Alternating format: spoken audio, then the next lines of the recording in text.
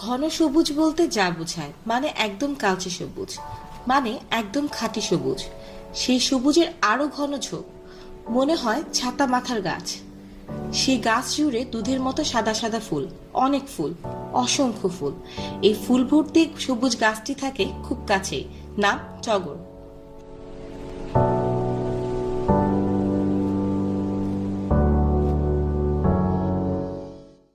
বাংলায় এর আরো অনেক নাম আছে, যেমন কাঠমালতী, কাঠমল্লিকা, কাঠকরবী, দুধফুল, ক্ষীরিবৃক্ষ, চাঁদনি, কড়ি, অনন্ত সাগর।